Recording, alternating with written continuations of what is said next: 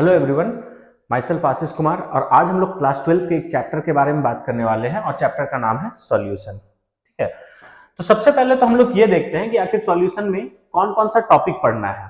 ठीक है, तो हम लोग एक बार ब्रीफली देख लेते हैं कि क्या क्या टॉपिक पढ़ना है। उसके बाद हम लोग एक एक करके सारा टॉपिक को इस चैप्टर में डिस्कस करेंगे। ठीक है, तो देखते हैं things to study in this chapter. ठीक है, things to study in this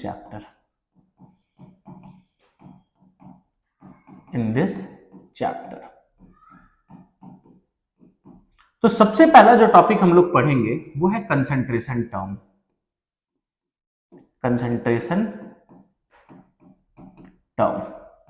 तो सॉल्यूशन में पहला जो टॉपिक हम लोग पढ़ेंगे वो है कंसंट्रेशन टर्म।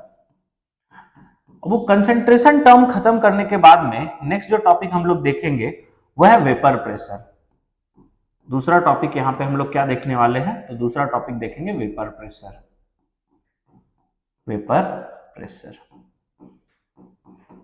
वेपर प्रेशर पढ़ने के बाद थर्ड जो टॉपिक हम लोग यहां पे पढ़ने वाले हैं वो है टाइप्स ऑफ सॉल्यूशन।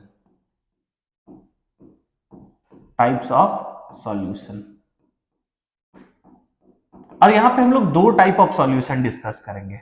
वो दो टाइप क्या क्या है, एक है आइडियल सॉल्यूशन और दूसरा हम लोग यहां पे बात करेंगे नॉन आइडियल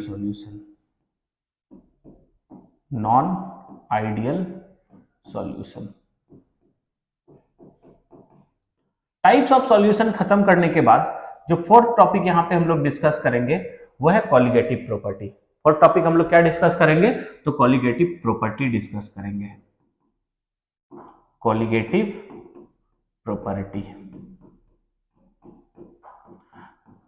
कॉलिगेटिव प्रॉपर्टी में टोटल 4 कॉलिगेटिव प्रॉपर्टी हम लोग को पढ़ना है और वो 4 कॉलिगेटिव प्रॉपर्टी क्या क्या है। एक है relative lowering of vapour pressure,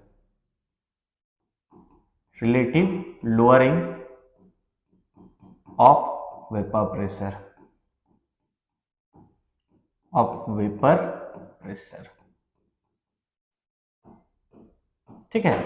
दूसरा जो कॉलिगेटिव प्रॉपर्टी पढ़ोगे वो है elevation in boiling point.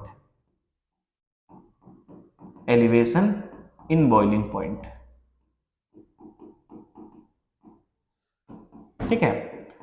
Third colligative तुम लोग को यहां पे पढ़ना है, थर्ड कॉलिगेटिव प्रॉपर्टी जो कि है डिप्रेशन इन फ्रीजिंग पॉइंट।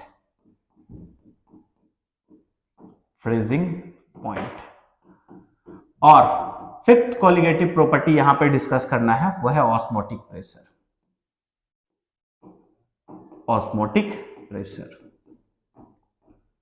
तो ये 4 कॉलिगेटिव प्रॉपर्टी हम लोगों को पढ़ना है। कौन कौन सा, relative lowering of vapour pressure, elevation in boiling point, depression in freezing point और चौथा क्या देखना है, ऑस्मोटिक प्रेशर। पांचवा टॉपिक यहां पे हम लोग पढ़ेंगे वांट ऑफ फैक्टर। पांचवा टॉपिक हम लोग क्या पढ़ेंगे, वांट ऑफ फैक्टर। एक एक चीज को हम लोग इस चैप्टर में डिटेल में डिस्कस करेंगे। और छठा जो टॉपिक यहां पे पढ़ना है वो है सॉल्युबिलिटी ऑफ गैसेस। क्या देखोगे, सॉल्युबिलिटी ऑफ गैसेस।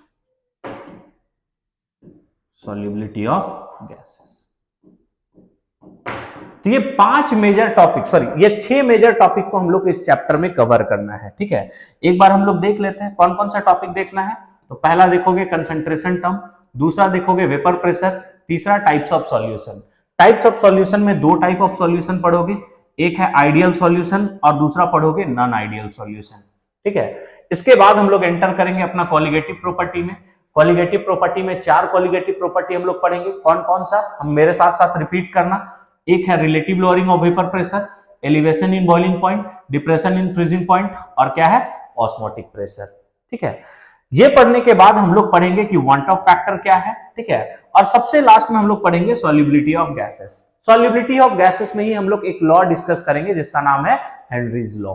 बात क्लियर है। ठीक है, तो हम लोग देर ना करते हुए अब एक एक करके, ठीक है, हम लोग सारा टॉपिक को डिस्कस करते हैं और सॉल्यूशन चैप्टर में एंटर करते हैं।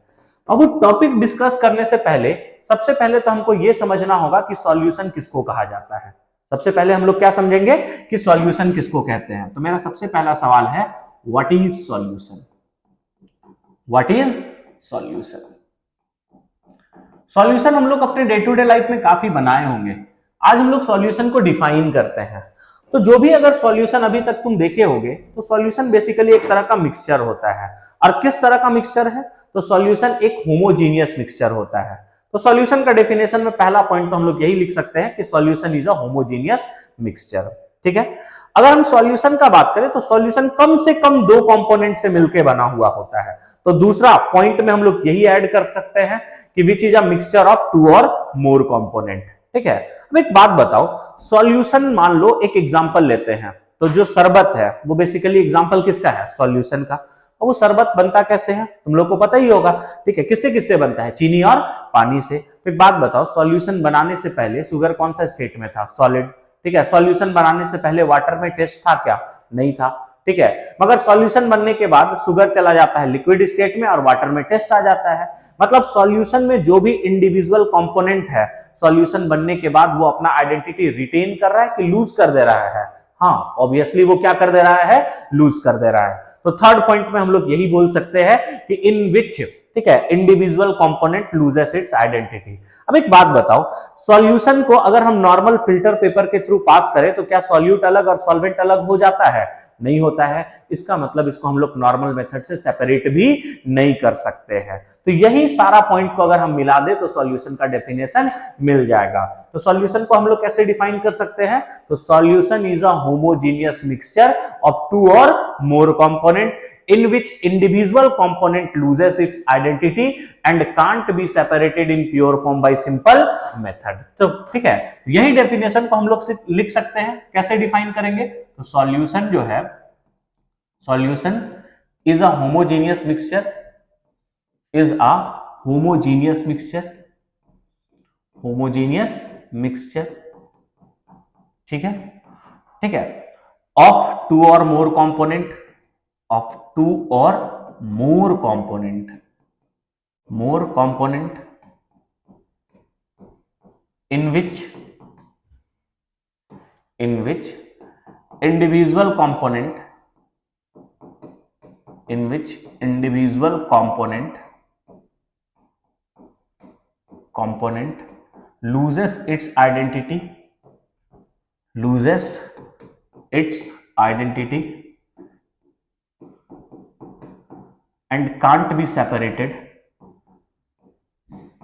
and can't be separated in pure form by simple method।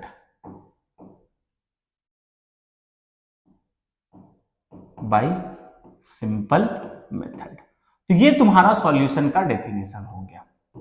ठीक है, कैसे डिफाइन किए? तो सॉल्यूशन को हम लोग डिफाइन किए हैं, ये बेसिकली एक होमोजीनियस मिक्सचर है। ठीक है, कितने कंपोनेंट का? दो या फिर दो से अधिक कंपोनेंट का, जिसमें इंडिविजुअल कंपोनेंट अपना आइडेंटिटी क्या करेगा? लूज कर देगा। और इसको हम लोग सिंपल मेथड से कभी भी सेपरेट नहीं कर सकते हैं। बात क्लियर है? आइडेंटिटी लूज करने का मतलब हम तुमको बता दिए, सॉल्यूशन बनाने से पहले जो प्रॉपर्टी होगा वो प्रॉपर्टी सॉल्यूशन बनाने के बाद में रिटेन नहीं होगा। ठीक है, कुछ प्रॉपर्टी रिटेन होता है, कुछ प्रॉपर्टी क्या हो जाएगा? लूज हो जाएगा। अब यहां पे एक टर्म हम यूज किए हैं, कंपोनेंट। तो सॉल्यूशन का कंपोनेंट किसको कहते हैं, इसके बारे में बात कर लेते हैं। Component of solution, component of solution. ठीक है, कंपोनेंट ऑफ सॉल्यूशन। तो सॉल्यूशन का कंपोनेंट किसको कहा जाता है? तो सॉल्यूट और सॉल्वेंट को हम लोग सॉल्यूशन का कंपोनेंट कहते हैं। तो हम क्या बोल सकते हैं? कंपोनेंट ऑफ सॉल्यूशन आर, ठीक है, सॉल्यूट एंड सॉल्वेंट, सॉल्वेंट। तो बेसिकली सॉल्यूशन का कंपोनेंट हम लोग किसको किसको कहते हैं? तो सॉल्यूट और सॉल्वेंट को ही हम लोग सॉल्यूशन का क्या बोलते हैं? कंपोनेंट बोलेंगे। बात क्लियर है? ठीक है, अब सवाल ये है, ठीक है, अब हम लोग सॉल्यूट किसको कहते हैं और सॉल्वेंट किसको कहते हैं उसके बारे में हम लोग बात करते हैं। हम लोग को इतना बात पता चल गया कि अगर हम लोग किसी भी सॉल्यूशन का बात करें तो यहाँ पे दो चीज होगा। ठीक है, किसी भी सॉल्यूशन का बात करें तो यहाँ पे कितना चीज होने वाला है? दो। और वो दो क्या क्या है? एक है तुम्हारा सॉल्यूट और दूसरा क्या है? सॉल्वेंट। ठीक है। अब वो हम लोग समझते हैं सॉल्यूट किसको कहेंगे और सॉल्वेंट किसको कहेंगे। वही हम लोग एग्जांपल लेते हैं अपना शरबत का, ठीक है। अगर उसमें हम लोग बात करें तो शरबत कैसे बनाया जाता है, ये हम लोग वाटर लेंगे, ठीक है, और इसमें क्या चीज को ऐड कर देते हैं, तो इसमें ऐड करोगे शुगर को। अब बताना सॉल्यूट हम लोग किसको कहते हैं, वाटर को या फिर शुगर को, ठीक है, ऑब्वियसली शुगर को। और वाटर को हम लोग क्या बोलते हैं, सॉल्वेंट। तो जब तुम शरबत बनाते हो तो वाटर का अमाउंट कम होता है कि ज्यादा होता है, ज्यादा होता है, और सॉल्यूट का अमाउंट क्या होता है, कम। क्योंकि याद करो एक, ठीक है, अगर हम लोग ग्लास पानी लिए उसमें एक आध दो चम्मच चीनी डाला जाता है, मतलब ऑब्वियसली शुगर का अमाउंट कम होगा और वाटर का अमाउंट क्या होगा, ज्यादा। तो इस बेसिस पे हम लोग सॉल्यूट और सॉल्वेंट को डिफाइन कर सकते हैं। तो सॉल्यूट हम लोग किसको बोलेंगे, जो कम अमाउंट में प्रेजेंट होगा, which is present in less amount, which is present in less amount, present in less amount, ठीक है। तो जो कम अमाउंट में प्रेजेंट होगा उसको हम लोग क्या कहेंगे, सॉल्यूट कहेंगे।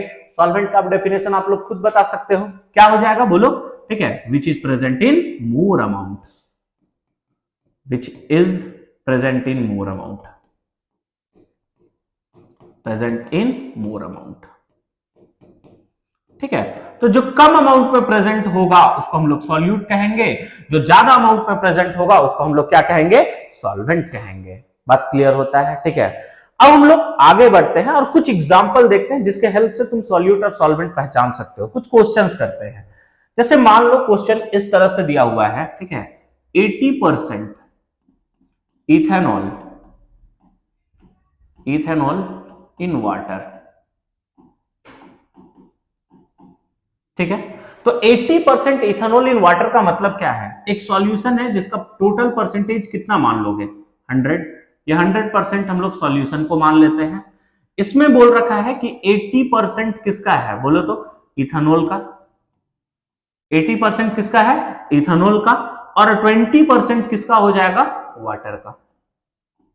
20% किसका होगा, वाटर का। तो अभी हम बताएं जिसका अमाउंट ज्यादा होता है वो क्या कहलाता है, सॉल्वेंट। मतलब इथेनॉल यहां पे क्या कहलाने वाला है, सॉल्वेंट। और जिसका अमाउंट कम होता है वो क्या कहलाएगा, सॉल्यूट। तो यहां पे वाटर क्या कहलाने वाला है, सॉल्यूट कहलाएगा। वाटर क्या कहलाएगा, सॉल्यूट कहलाएगा। गुड। अगर एक क्वेश्चन और हम लोग करें, यहां पे बोले 20% ethanol in water, 20% ethanol in water.